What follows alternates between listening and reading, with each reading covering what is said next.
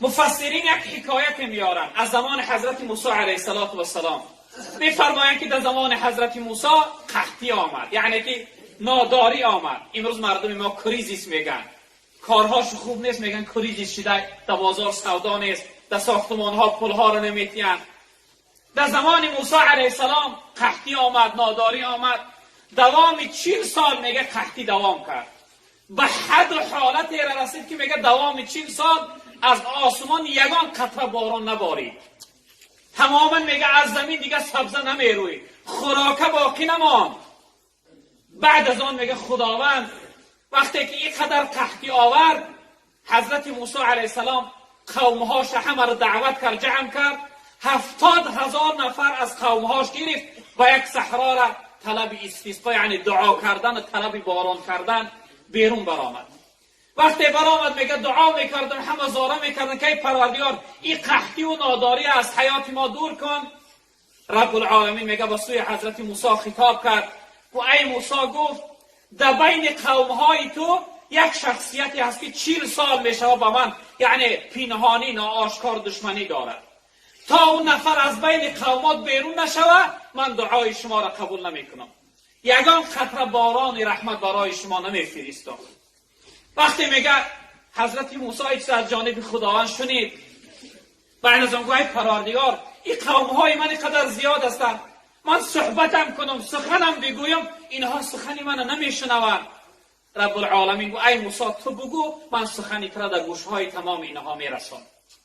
قصه کوتاه حضرت موسی علیه السلام این سخن بیان کرد و ای قومها گو در بین شما یک نفری هست که 40 سال میشه به خداوند دشمنی دارد، به خداوند بدبینی دارد، به ضد خداوند مقابله و مبارزه دارد.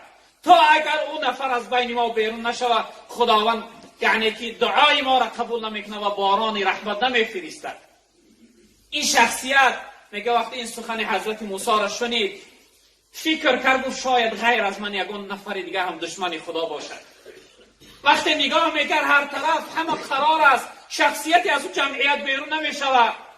بعد از آن یقین کرد این نفر که همون من هستم، همون شخصیتی که سبب قحطی شدم، سبب قبول نشدن دعای مردم، سبب هلاک شدن مردم شدم من هستم.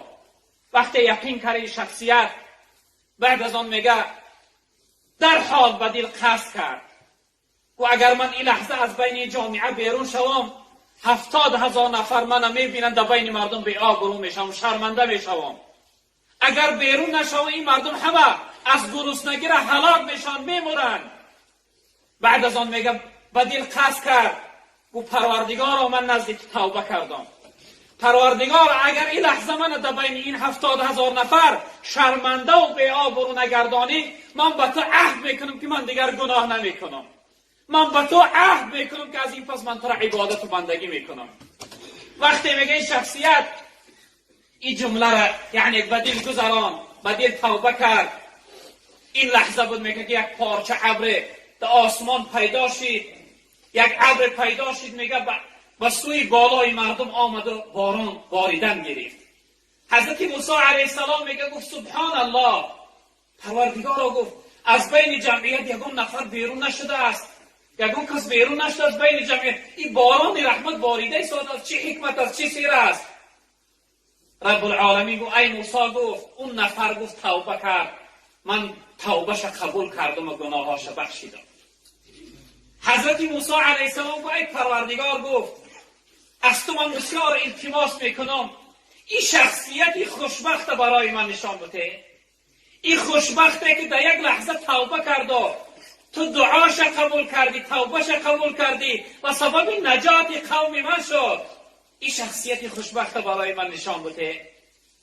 رب العالمین به سوی حضرت موسی علیه السلام گفت ای موسی گفت من خبرکشی را دوست نمیدارم، شوردازی را دوست نمیدارم. گفت این شخصیت 40 سال به من دشمنی داشت، شورش نداختم، در بین مردم آشکارش نکردم.